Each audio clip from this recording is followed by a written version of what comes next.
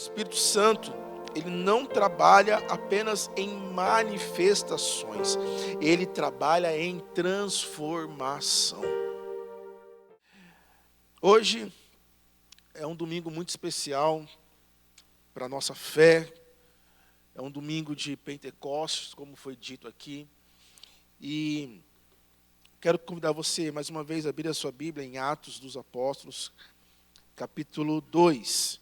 Só que nós vamos ler do versículo 1 ao versículo 13, amém?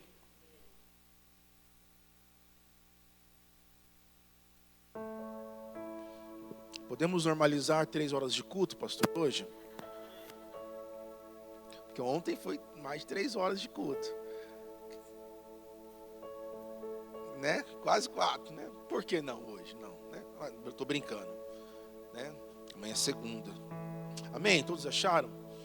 A palavra diz assim: ao cumprir-se o dia de Pentecostes, estavam todos reunidos no mesmo lugar.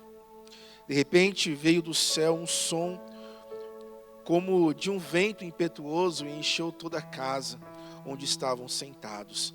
E apareceram distribuídas entre eles línguas como de fogo, as quais pousaram sobre cada um deles. Todos ficaram cheios do Espírito Santo e começaram a falar em outras línguas, segundo o Espírito lhes concedia que falassem. Estavam morando em Jerusalém judeus, homens piedosos, vindo de todas as nações debaixo do céu. Assim, quando se fez ouvir aquela voz, afluiu a multidão, que foi tomada de perplexidade, porque cada um os ouvia falar na sua própria língua. Estavam atônitos e se admiravam, dizendo: vejam, não são galileus todos esses que estão aí falando? Então, como os ouvimos falar, cada um em nossa própria língua materna? Somos pardos, medos, elamitas e os naturais da Mesopotâmia, Judéia, Capadócia, Ponto e Ásia, da Frígia, da Panfilha, do Egito e das regiões da Líbia, nas imediações de Cirene, e romanos que aqui residem, tanto judeus como os prosélitos, cretenses e árabes, como os ouviram falar sobre as grandezas de Deus em nossa própria língua, todos atônitos e perplexos perguntavam uns aos outros: o que será que isso quer dizer? Porém, outros, zombando, diziam: estão bêbados. Amém? Talvez um dos grandes erros que muitas pessoas cometem quando leem a Bíblia, achar que os episódios da Bíblia que acontecem são obras do acaso. Como muita gente acha que a nossa vida é obra do acaso. Como assim, pastor? Tem muita gente que acha que assim, por exemplo, quando você pega a história bíblica, é como se a cada tropeço do povo, Deus ia, agora eu vou ter que mudar meus planos, vou ter que resolver de novo isso aqui. Aí o povo foi para outra direção, Deus falou assim, de novo eu vou ter que mudar meus planos. Agora o que eu vou fazer? Eu acho que eu vou mandar meu filho. Tem gente que acha que Deus age mais ou menos dessa forma, mas não, meu irmão, minha irmã. Desde o Éden, o texto bíblico, a Bíblia já nos revela que Deus já tinha um plano. Então, quando nós lemos esse episódio aqui de Atos 2, ele não é fruto da aleatoriedade. Certo dia, algum momento, Deus foi lá e mandou soprar vento impetuoso, línguas como de fogo foi sobre aquele povo. Não foi algo aleatório, meu irmão, minha irmã. Mas havia um propósito de Deus, havia uma direção de Deus para aquele acontecimento. Como na minha vida e na sua vida, nada acontece por acaso. Tanto as coisas boas quanto as coisas ruins não é fruto do acaso, não é sorte ou falta de sorte, não é destino, meu irmão, minha irmã, mas sim, há sempre uma direção de Deus, há sempre uma condução de Deus.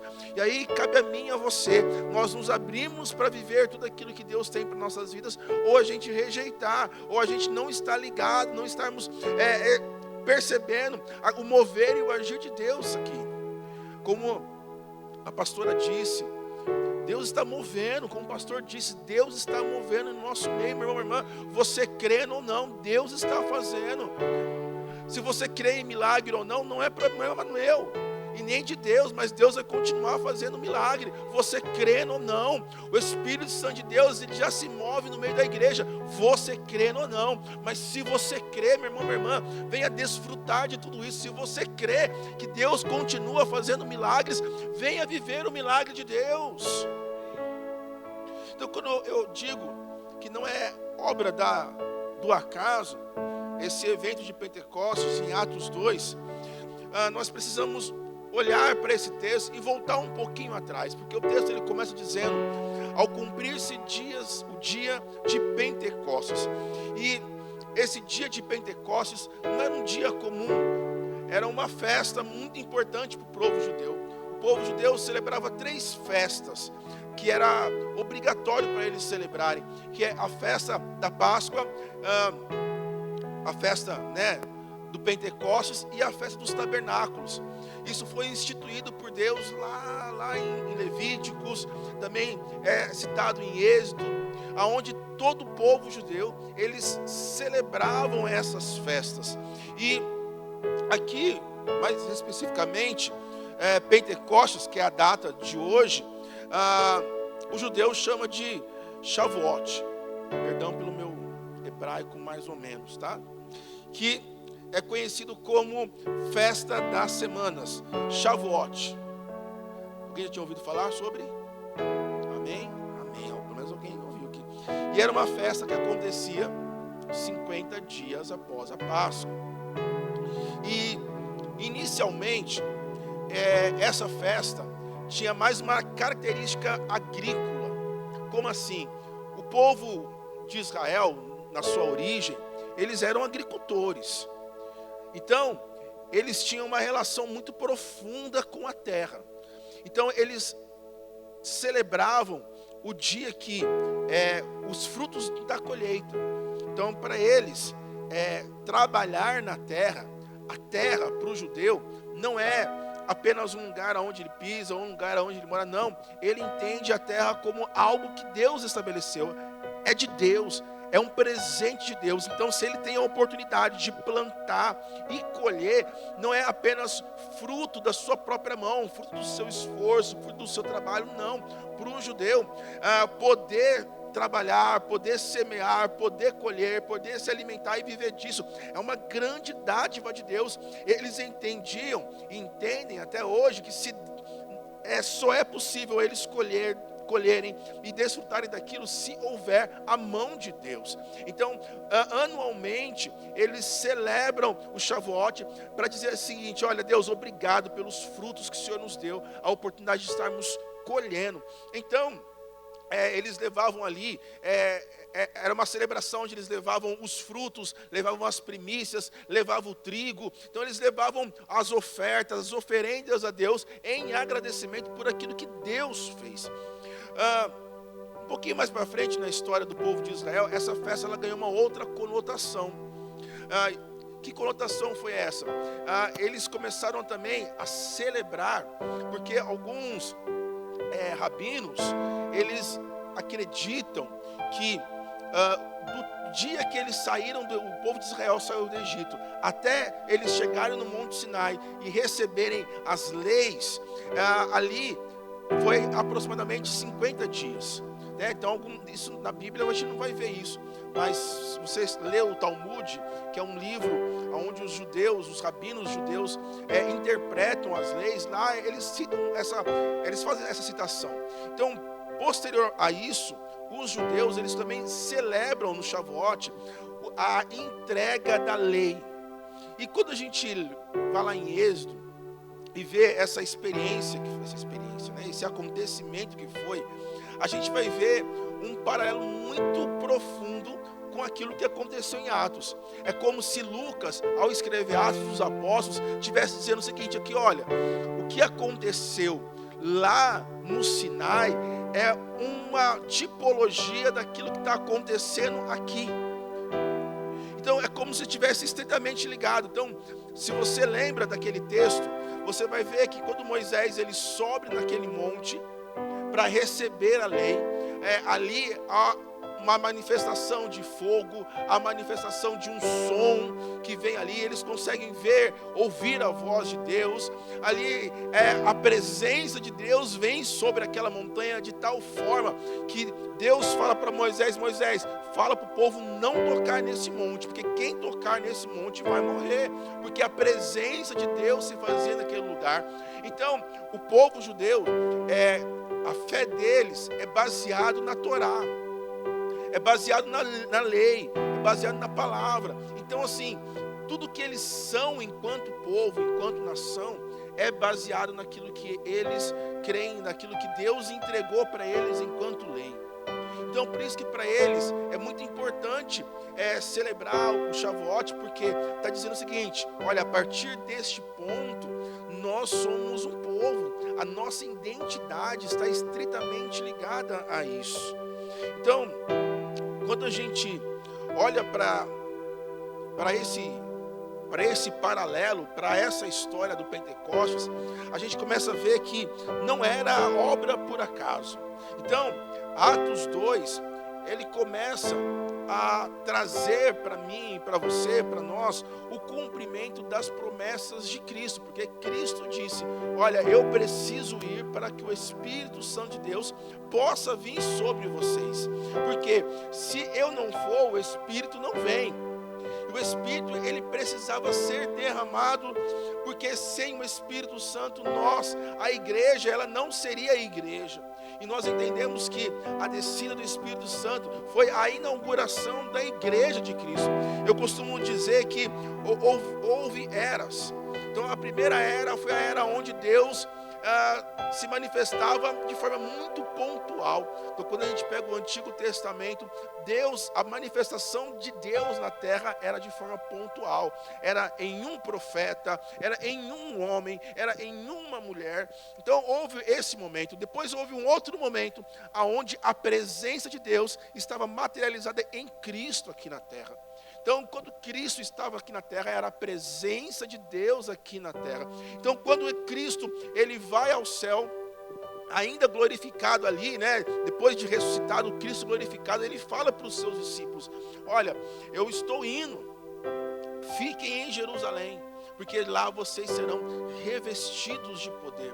E aí inicia uma nova era, um novo tempo, que eu e você, nós fazemos parte disso. E que tempo é esse? É o tempo onde a manifestação de Deus não acontece de forma pontual, não acontece através de Cristo Jesus, mas acontece através da sua igreja, de mim e de você, meu irmão, minha irmã. Então nós vivemos esse tempo onde o Espírito Santo de Deus, ele não se manifesta só em uma montanha, ou ele se manifesta apenas numa estrutura. Não, o Espírito Santo de Deus se manifesta em mim e se manifesta em você. E agora, meu irmão, minha irmã, o Evangelho, ele não fica preso a uma geografia. As boas novas não fica preso, a palavra de Deus não fica preso apenas a uma geografia. Mas agora, o Espírito em nós nos possibilita a irmos a qualquer lugar deste mundo e pregarmos o Evangelho. Então, quando nós olhamos para Atos 2, meu irmão, minha irmã, não é apenas sobre o fogo, mas é sobre uma habitação, é sobre uma transformação, é sobre uma missão. E quando nós olhamos para o texto bíblico, nós percebemos 3 movimentos claros da ação de Deus. E quais são esses movimentos? Primeiro, o fogo desce, há um coração que arde, e há um povo, há uma nação, ou as nações ouvem a voz de Deus. Então, quando a gente olha para esse texto, o primeiro movimento é sobre o fogo que desce sobre o povo. Atos 2, os primeiros versículos dizem, né? Eu vou ler mais uma vez para que você não se esqueça disso. Ao cumprir-se o dia de Pentecostes, estavam todos reunidos no mesmo lugar. De repente, veio do céu um som como de um vento impetuoso e encheu toda a casa onde estavam sentados, e apareceram distribuídas entre eles línguas como de fogo, e pousou sobre cada um deles. Como eu disse, Lucas, quando ele cita, Lucas, o autor do livro de Atos, quando ele cita essa expressão, cumprir-se o dia de Pentecostes, eles não estavam fazendo apenas uma citação qualquer, mas para ele ali era importante dizer que havia um cumprimento, algo estava acontecendo ali, né? Ao cumprir-se, então algo estava sendo executado, algo estava sendo, um acontecimento estava cumprindo o seu papel. E ali, quando ele traz essa questão, ele traz toda a memória do judeu. Ele traz toda a memória do judeu do Shavuot. Ele traz a memória, como eu disse, lá do Êxodo. Ele traz a memória do povo em agradecimento a Deus, das coisas que Deus tem dado a vida para eles. E aí, meu irmão, minha irmã, Lucas escreve um paralelo com Êxodo, né, o Sinai, e o Atos ali 2, o Pentecostes. Então, no Sinai, houve um som, a voz de Deus falava ali, e em Pentecostes também houve um som do céu. É até interessante que eles falam que há um som, eles não conseguem descrever como é esse som, que é um som que nunca eles tinham ouvido antes. Então eles precisaram usar um recurso, tipo assim, como um vento. É como se fosse, não necessariamente fosse um vento, mas é como se fosse um vento, porque o som que eles ouviram foi um som que eles não tinham ainda ouvido antes. Porque se eles ouvissem antes, assim, é um som de um passarinho, é um som de uma buzina. Não, é um som como algo que talvez parecesse alguma coisa. No Sinai também houve fogo. E em Pentecostes parece línguas como de fogo sobre aquele povo. No Sinai, Deus também desceu ali. E em Pentecostes, Deus também desceu. E aí Lucas está comunicando algo extraordinário, meu irmão, minha irmã. Que Pentecostes é um novo Sinai. Atos 2 é uma nova experiência do Sinai. E o que isso traz para nós, meu irmão, minha irmã? No Sinai, a presença de Deus repousava sobre um monte inacessível. Como eu disse, a glória de Deus estava naquele monte, ninguém podia nem chegar perto, nem tocar naquele monte. O povo precisava manter uma certa distância. Havia ali então um limite, havia uma separação. A santidade de Deus era vista, mas não podia ser tocada e nem habitada. As pessoas viram ali, tanto que as pessoas que estavam ali, o texto bíblico cita, falou assim: Moisés, fala você com Deus, que eu não quero saber não, misericórdia. Tamanha glória que eles viram ali. Já em Pentecostes, meu irmão, minha irmã, o fogo não desce sobre uma pedra, mas repousa sobre gente, sobre pessoas. E o texto fala que pousou uma sobre cada um deles. Como o pastor deu uma ênfase no início do culto, todo mundo, todas as pessoas que estavam ali reunidas, o fogo do Senhor, a presença do Senhor foi sobre a vida de cada uma dessas pessoas. E isso, meu irmão, minha irmã, é algo muito profundo. Porque o Espírito Santo ali não desceu apenas sobre os apóstolos, porque ali havia uma diferença entre os apóstolos e os discípulos. Havia uma diferença ali, havia uma certa hierarquia, mas o texto fala que desceu sobre todos. Não foi só sobre a elite, né? O fogo de Deus, o Espírito Santo de Deus é só para os pastores. Não, meu irmão, minha irmã, foi para todo mundo. E aí Deus está mostrando que a sua presença não está mais centralizada em um lugar, mas está agora acessível no meio do seu povo. E meu irmão, minha irmã, aquilo que o tabernáculo apontava, aquilo que o templo simbolizava, aquilo que Cristo revelou na sua plenitude, agora é uma realidade para os seus discípulos e para mim e para você. Então, a igreja hoje, eu e você, nós somos uma morada da presença do Espírito Santo de Deus. Eu não sei o quanto isso impacta você, meu irmão, minha irmã. Se no êxito as pessoas não podiam nem tocar. Imagine você ter essa consciência de que a presença de Deus está aí dentro de você. Você carrega a presença de Deus. Você carrega a unção de Deus. Você carrega Deus em você. 1 Coríntios 3,16 fala, né? Vocês não sabem que vocês são santuários de Deus e que o Espírito de Deus habita em vocês. Pentecostes é muito mais do que um fogo visível, mas é uma habitação invisível. É Deus habitando em você. E percebam outra coisa que o texto diz, meu irmão, minha irmã. O texto fala que veio do céu. O som veio do céu, não foi um som da terra, mas um som perceptível, algo que vem do céu. O verdadeiro mover, meu irmão, minha irmã, que muitas vezes nós buscamos, nós desejamos, ele não nasce da terra. Não é algo que nós conseguimos produzir. A gente até consegue manipular emoções, mas o mover de Deus, meu irmão, minha irmã, não é algo que vem da terra. É algo que vem do céu para a terra. Então nós, enquanto igreja aqui em Santos, quando nós declaramos e desejamos que o reino de Deus venha sobre nós estamos falando que o reino do céu venha sobre a terra. O que nós estamos desejando, o que nós estamos pedindo é que esse mover do céu venha para a terra. É que eu costumo dizer para as pessoas, eu enquanto pastor, eu não tenho nada para oferecer para as pessoas. Eu tenho conversado com algumas pessoas lá no Guarujá, eu falo assim, eu não tenho nada para oferecer para vocês. Se Deus do céu, né? Mas se Deus não fazer alguma coisa, meu irmão, minha irmã, o que eu tenho para oferecer? O que nós temos para oferecer? Nada. Então, meu irmão, minha irmã, não tem como, meu irmão, minha irmã. Não tem como. A gente consegue fazer várias performances religiosas. A gente pode até parecer, mas quando vem do céu, vem do céu.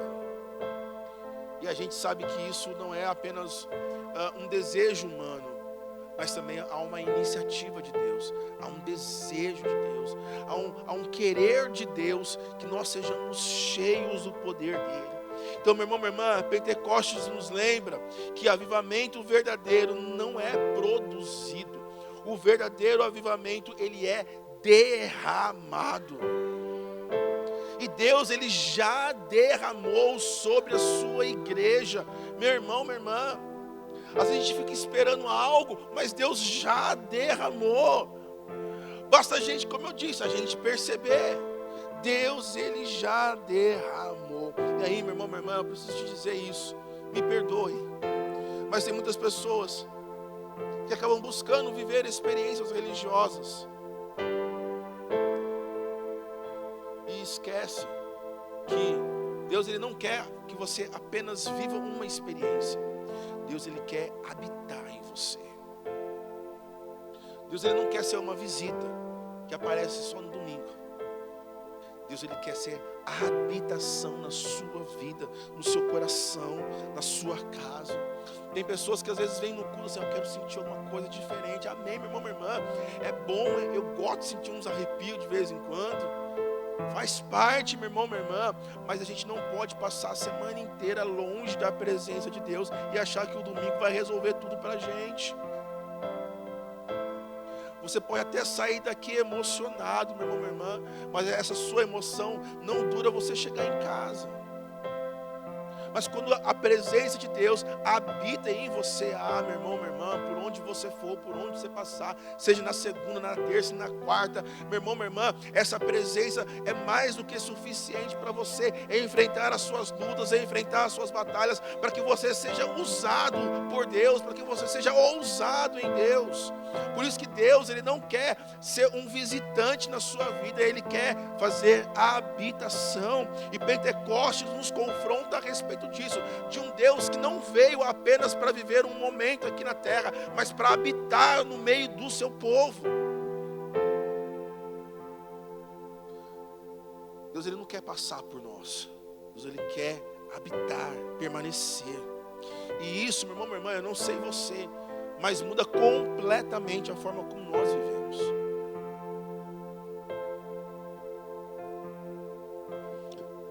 Tem gente que fala assim, fulano de tal é um homem de fé, né? Ciclano é um homem de fé, mas Deus não quer que apenas você seja um homem, uma mulher de fé. Deus ele quer que você carregue a presença dele por onde você for. Você tem consciência disso? Quando você chega no seu lugar de trabalho, você não está só trabalhando. Eu costumo dizer, aonde você mora, no CEP onde você não mora por acaso. Você mora ali porque você carrega algo de Deus na sua vida. Você trabalha onde você trabalha não é por acaso, é porque você carrega algo de Deus e ali precisa ser derramado, meu irmão, minha irmã. Você conversa com pessoas, que você conversa não é à toa, é porque há uma presença de Deus sobre a sua vida que precisa ser derramada sobre a vida dessas pessoas. Aí tem gente que fala assim, só aparece problema na minha vida. É isso mesmo, meu irmão, vai aparecer problema. Por quê? Porque a presença de Deus ele quer se revelar através desses problemas e através da sua vida. Só abrindo um parênteses aqui, para quem está solteiro, vigia. Tá? Porque fala assim, então o pastor está falando que eu posso ter dedo podre e eu vou pegar qualquer um. Não estou falando sobre isso, amém? Amém? Não quero ninguém tirando aquilo que eu estou dizendo fora de contexto. Pronto, fechei o parênteses. Então vigia com quem você vai namorar, viu? Escolha muito bem. Para quem está solteiro aí, está solteira. Mas é da igreja. Vigia mais ainda. Vigia mais ainda. Fechei parênteses, não toco mais nesse assunto. Não é indireta para ninguém, tá? Pastor, não é indireta para ninguém, tá? Mas se o Espírito tocou o teu coração, aleluia, tome posse. O texto fala que o fogo de Deus desceu sobre todos. E isso quebra a mentalidade de muita gente.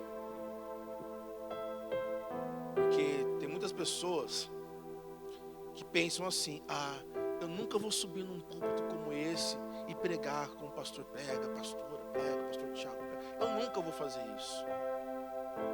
Tem pessoas que têm esse tipo de mentalidade. Por quê? Porque acham que nós somos especiais, os queridinhos de Jesus. Tem gente que acha isso. Eu nunca vou para a Turquia fazer missão. É tão chique, é tão lindo, né? É só os especiais de Jesus que vão fazer esse tipo de missão.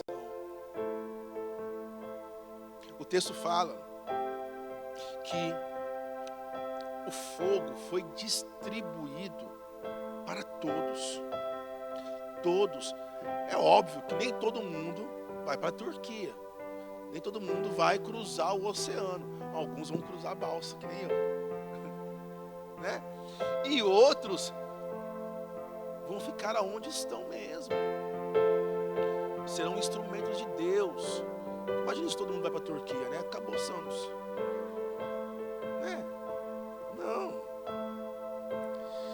O desejo de Deus, meu irmão, minha irmã, é encher o povo. Não só o púlpito, não apenas as plataformas, meu irmão, minha irmã. Deus, Ele quer que todos os seus filhos e filhas sejam cheios do poder dEle, meu irmão, minha irmã. É um desejo de Deus que você seja cheio, que você seja cheia, minha irmã, em nome de Jesus. É isso que Deus deseja de mim e de você. Então, uma coisa que nós precisamos nos perguntar, e eu preciso perguntar para você: há espaço para Deus na sua vida? Para que Ele possa habitar dentro de você? Há espaço, meu irmão, minha irmã, porque muita gente quer a manifestação, quer o fogo, quer ver os milagres, mas não quer dar espaço para Deus agir. Tem muitas pessoas que falam assim: Senhor, me usa a minha vida, usa a minha história. E na hora que Deus quer usar, não, Deus, eu não tenho tempo, eu não posso. Ai, Deus, eu tenho medo. Aí começa a encher aquilo que Deus quer esvaziar. Às vezes nós estamos tão cheios de nós mesmos, meu irmão, minha irmã, que a gente não dá espaço para Deus agir.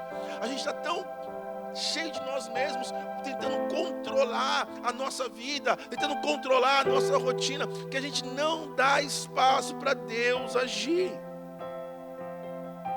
Muitas pessoas querem ter experiência com Deus, mas não querem se render a Deus. Muitas pessoas querem a presença de Deus, mas não querem serem transformados por essa presença. O Espírito Santo de Deus, meu irmão, minha irmã, não ocupa áreas que nós insistimos manter fechadas. Se existe alguma área na sua vida que você ainda não se abriu para Deus agir, e você mantém essa porta fechada, ela vai continuar fechada.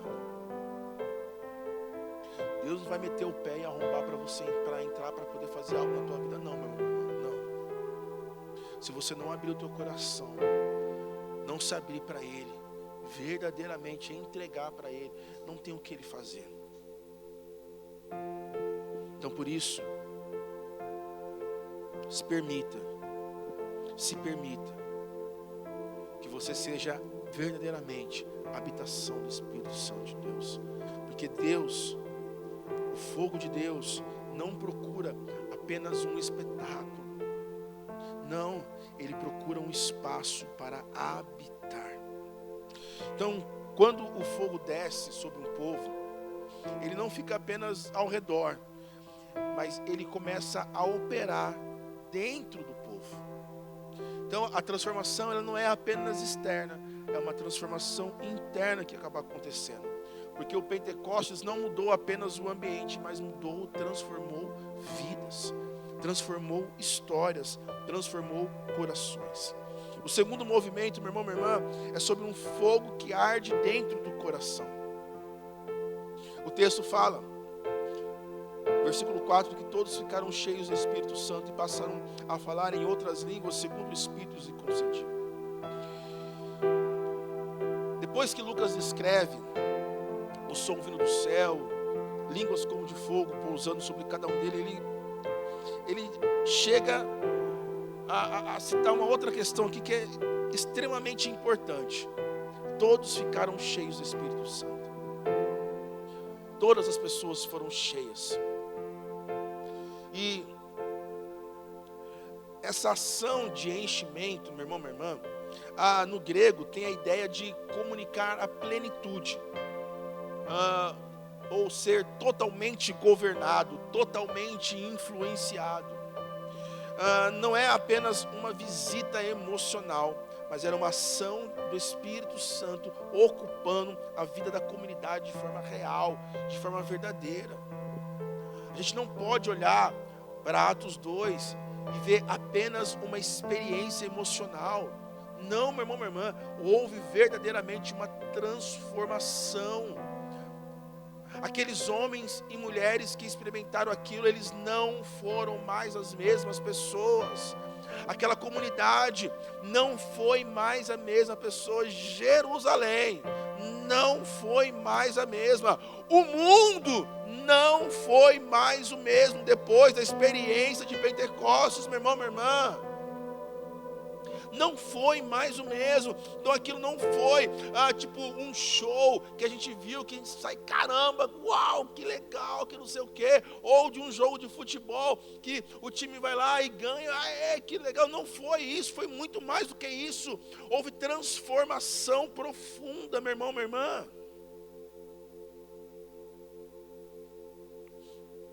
Isso está ligado, essa experiência está ligada a promessas que Deus já tinha feito, já tinha anunciado séculos antes.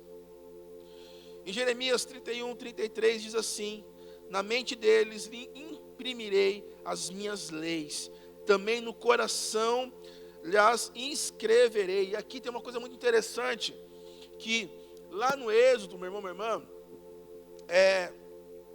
quando Deus escreve nas tábuas de pedra, quando Deus escreve, ali a expressão que é usada é de imprimir. Eu estava assistindo, muitos anos atrás, quem assistiu aquele primeiro 10 mandamentos, mas aquele da fita, de 3 horas, não é da Record. Olha só, hein? Condenando as pessoas. Eu assisti porque eu sou um estudioso e tal, um teólogo estudioso, por isso, eu não sou tão velho assim como o bispo, né, disse ontem, né? Porque se eu sou velho, imagine ele, né, bispo? Porra, dá para se aposentar aí, pô. Tô aqui cheio de saúde, né? Mas ali naquele filme, eles, sabe, tipo raio laser. E a ideia é exatamente essa. Há 2 formas de se escrever na pedra: ou talhando a pedra, ou usando laser, né? Então é como se Deus do céu mandasse literalmente um raio laser e escrevesse naquelas pedras. E aí Jeremias, ele fala exatamente sobre isso. Eu vou imprimir as minhas leis, Deus falando, na mente deles, né? Imprimir mesmo. Mas também, não só na mente, mas no coração deles. E Ezequiel também fala sobre isso. Eu vou ler só um versículo. Ezequiel, uma parte na verdade, né? Ezequiel 36, 26 ou 27 fala lá, né? Darei a vocês um novo coração, porei dentro de vocês o meu espírito. Aqui, meu irmão, minha irmã, há uma progressão na revelação de Deus sobre o povo. Então, no Sinai, Deus escreve em pedras. Em Pentecostes, Deus age dentro do homem. Antes, a transformação vinha pela instrução externa, pela razão. Agora, nós recebemos essa instrução através da capacitação do Espírito Santo de Deus dentro de nós. Por isso, meu irmão, minha irmã, qualquer um. Meu pai, eu lembro que meu pai, ele não estudou, né? Ele acho que foi até a 4ª série, ou algo assim. Mas o cara sabia ler a Bíblia perfeitamente. E fazer cálculo, meu pai era serralheiro, então fazia cálculos assim absurdos. Da onde que vem isso? Vem de Deus. Então, meu irmão, minha irmã, Pentecostes, ele não pode ser reduzido apenas a um fenômeno visível. Como eu disse, é uma transformação interior.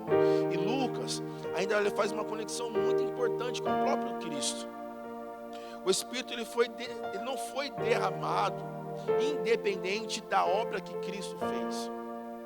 Então, Atos 2, ele deixa muito claro que Cristo, ele está exaltado à direita do Pai e derramou o Espírito, ou seja, Pentecostes é fruto da vitória de Cristo. Então nós só temos acesso ao Espírito porque Cristo venceu na cruz. Então Jesus morreu, ele ressuscitou, ele foi glorificado, e então veio o Espírito Santo. Então, meu irmão, minha irmã, o fogo no coração, nos nossos corações, ele nasce da cruz, da ressurreição. E aí, quando Lucas, ele escreve, ele relata a experiência dos caminhantes de Emaús, lá em Lucas 24, ele pergunta, né? Por acaso não nos ardia o coração quando ele nos falava pelo caminho? Então, quando aqueles homens ouviam Jesus falar, o coração deles começaram a pegar fogo. Por quê? Primeiro, o coração ele arde pela palavra, depois o Espírito Santo de Deus enche em Pentecostes. E aqui, meu irmão, minha irmã, nós vemos uma verdade muito profunda a respeito de Deus. Deus ele não está interessado apenas mexer nas nossas emoções. Ele mexe nas nossas emoções. Mas ele também ele quer despertar o nosso interior. Ele quer despertar a sua igreja. Ele quer me despertar. Ele quer despertar você, meu irmão e irmã, para viver algo extraordinário dele. Assim como aconteceu em John Wesley, lá em Aldersgate. Houve um despertamento interior que mudou a vida dele e, consequentemente, mudou a sua ação. E a sua ação, ele começou a pegar fogo de tal forma que por onde ele ia, ele incendiava as pessoas.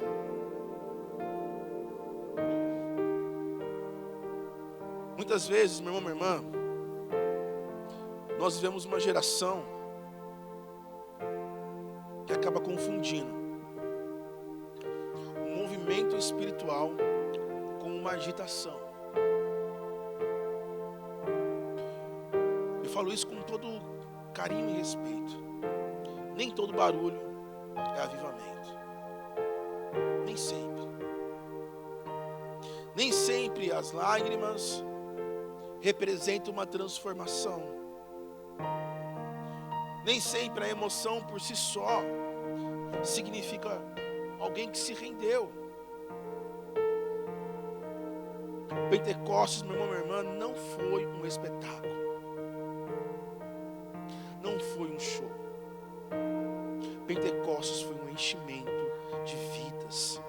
Vidas cheias. O Espírito Santo não veio apenas para criar reuniões marcantes. Não, meu irmão, minha irmã, ele veio para transformar e governar pessoas através da presença de Deus. E isso nos confronta, pelo menos me confronta, meu irmão, minha irmã.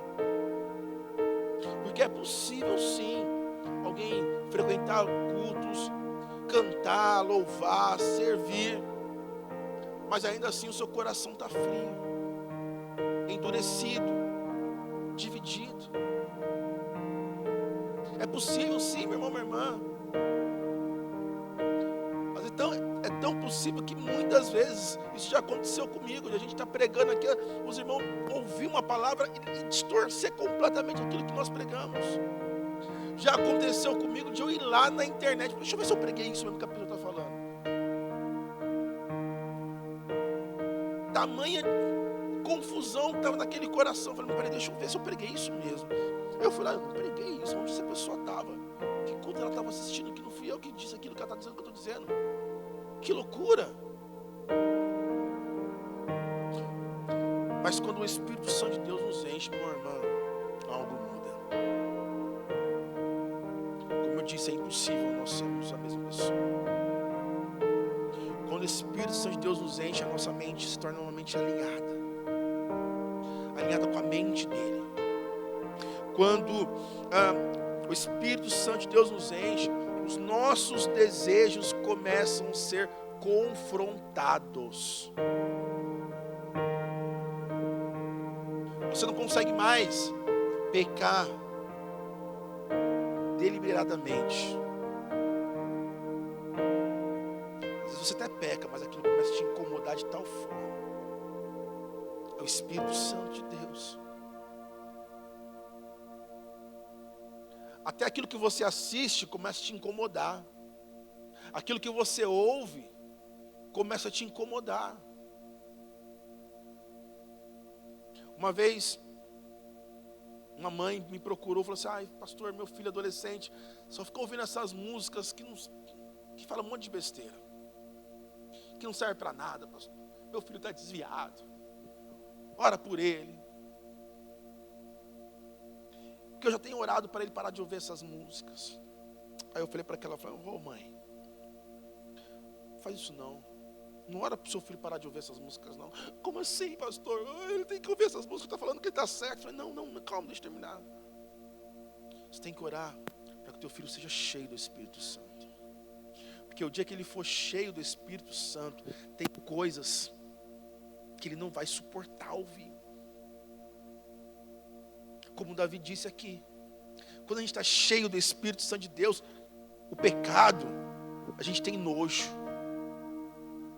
a gente tem ânsia, só de pensar. E isso não é algo imposto de fora para dentro, porque às vezes os adolescentes principalmente chegam aí, pastor, pode fazer tatuagem? Pastor, pode ficar? Pastor, pode ter relações antes do casamento? Tudo isso, pode, não pode. Aí o que eles querem? Às vezes eles querem validação, né? Eles querem dizer, o pastor falou que pode. E não só adolescente, tem muito velho. velho não, né? Pessoas mais experientes. Que às vezes vem com umas perguntinhas capciosas. Principalmente quando é casal, né? Aí fala assim, ó, eu trouxe aqui, pastor, minha esposa, para o senhor falar para ela que, né? Que eu tô certo. Porque tá difícil, né? Às vezes as pessoas têm que pegar a gente numas dessas, né? Mas não rola, não.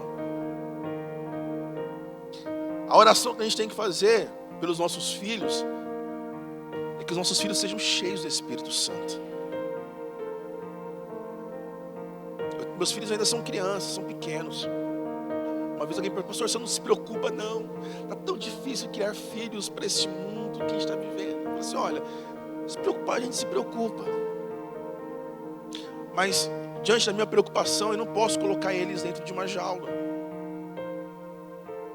Eles vão precisar viver nesse mundo. Então qual é a minha oração? Para que a Elis, o Arthur, o João sejam crianças cheias do Espírito Santo. Que sejam adolescentes cheios do Espírito Santo. E sejam homens e mulher cheios do Espírito Santo. Porque só assim eles vão conseguir viver neste mundo que nós vivemos.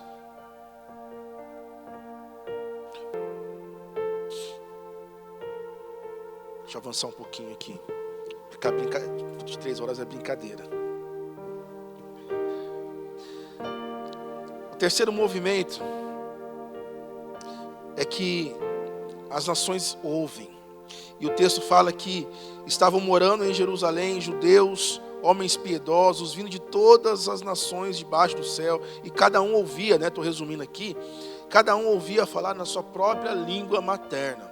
Olha só que interessante, meu irmão e irmã. Depois do fogo descer, o Espírito Santo de Deus encher aquele povo. Lucas, ele muda o foco. O foco deixa de ser uma sala e se torna uma cidade. Lucas pega aquelas pessoas que estavam reunidas dentro de uma sala e fala o seguinte, agora tem uma cidade. Agora vocês vão começar a saber o que é ser igreja. Então até aqui, o texto nos mostrou o que Deus fez dentro da comunidade. Dentro daqueles que estavam reunidos ali. E agora ele mostra o que isso que aconteceu começou a produzir. Porque, meu irmão, minha irmã, toda manifestação do Espírito Santo de Deus produz algo. Se a manifestação não produz algo, e esse algo nem sempre é em nós, mas a maioria das vezes é por nós, através de nós. Então, o versículo 5 fala, né, como eu li, que tinha judeus, homens piedosos, vindo de todas as nações ali. E essa também não é uma informação irrelevante, porque a festa de Pentecostes, depois do segundo templo, como assim segundo templo, né? Porque teve o primeiro templo que Salomão, né, ergueu, não é o templo de Salomão lá do Brás não, tá? Pelo amor de Deus, não tem nada a ver. Mas Salomão ergueu o templo e teve lá aquela história lá que foi toda destruída pelos assírios, depois a Babilônia foi lá e acabou com tudo, né? E o povo, ali houve uma grande diáspora. Então os judeus foram espalhados por tudo que é lugar daquela região ali. E aí, posterior a isso, foi construído um segundo templo. E, pelo menos, todo judeu deveria ir até Jerusalém para a festa da Páscoa, a festa dos tabernáculos e a festa de Pentecostes. Então, Pentecostes não é por causa de Atos 2, mas porque já tinha essa festa estabelecida. E, então, Deus utilizou. Gente, Deus não faz nada de forma aleatória. Deus sabia que naquele momento, naquele tempo, gente do mundo inteiro estaria em Jerusalém. E ali eles iriam ouvir as maravilhas de Deus. Jerusalém estava cheia por causa da festa de Pentecostes. Havia povo, tudo que é lugar ali, meu irmão, minha irmã. E Lucas faz questão de citar todos esses povos. Porque ali ele quer mostrar que o derramamento do Espírito Santo de Deus não mais representava apenas uma nação. Não era apenas para Jerusalém, não é apenas para Israel, não, meu irmão, minha irmã, agora era para todo o povo. E o texto diz que cada um ouvia falar na sua própria língua. E aqui, meu irmão, minha irmã, o foco começa a ser que eles entendem aquilo que eles estavam declarando na sua própria língua. Havia uma compreensão real. As pessoas estavam ouvindo as grandezas de Deus no idioma que elas mesmas conheciam. E aqui faz um paralelo muito interessante com Babel. Porque lá em Babel, em Gênesis 11, o texto fala que as línguas foram espalhadas e ali eles não entendiam mais, eles não conseguiam se comunicar entre si. Houve uma grande confusão, houve uma grande quebra de comunicação. E ali em Atos 2, muda tudo. Ali eles começam a entender tudo aquilo que Deus estava dizendo. Eles estavam ouvindo ali as grandezas de Deus. E um detalhe, Deus, Ele não uniformizou o povo. Deus não deu a mesma língua para todo mundo, não. Ali havia uma diversidade de nações. E ali, Deus, Ele redime a comunicação para que o Evangelho alcance todas as pessoas. O Evangelho é para todas as pessoas. Todas as pessoas precisam ouvir a grandeza de Deus. Então, o centro da missão, meu irmão, minha irmã, não é a autopromoção. Então, ali, em Pentecostes, Pedro, ele não começa a dizer assim: oi, gente, eu sou Pedro, eu caminhei nas águas, Jesus disse para mim que eu seria um grande pescador de homens, e eu estou aqui. Como vocês viram, desceu sobre mim o Espírito Santo. Pedro não fez isso. Pedro, ele não começou a dizer assim: agora que eu estou cheio, fogo, recebe igreja. Pedro não fez isso.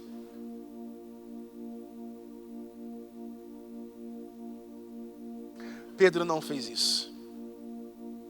Pedro não tirou o seu manto, começou a passar. Pedro não fez isso.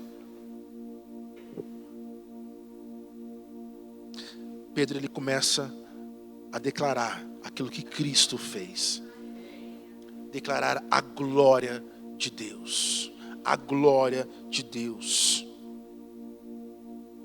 Então Pentecostes, meu irmão, minha irmã, revela que o Espírito Santo de Deus enche a igreja, sabe para quê? Para testemunhar aquilo que Deus tem feito, aquilo que Deus tem realizado. Daqui a alguns meses a gente vai estar com a Esther aqui no colo. E não é simplesmente para o Lucas dizer assim: olha como minha filha é linda. Não é para a Paula falar assim: olha que criança, mas não. É para a gente olhar e dizer assim: olha como Deus continua fazendo milagres. Como Deus, Ele continua sendo poderoso. Ele nunca mudou, Ele nunca deixou de ser glorificado. Então tudo aquilo que Deus faz na vida da igreja não é para nós mesmos, é para a gente testemunhar. É para a gente abrir a nossa boca e testemunhar. Não é para exibição, não. Mas é para a gente glorificar a Deus. Por isso que isso cumpre diretamente aquilo que Jesus disse em Atos 1:8.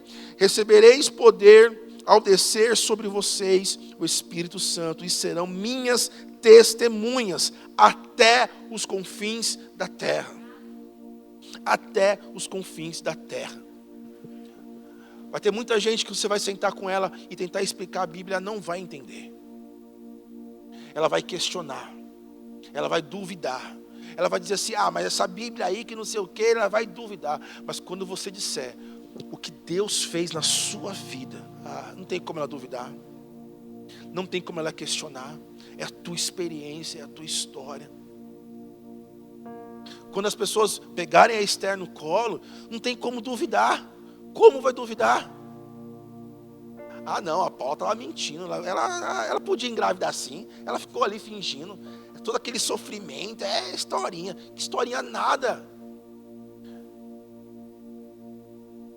Meu irmão, minha irmã, tudo isso é para a glória de Deus, para a glória de Deus. Meu irmão, minha irmã, tudo aquilo que você tem passado, tudo aquilo que vocês têm experimentado, é para a glória de Deus, é para a glória de Deus.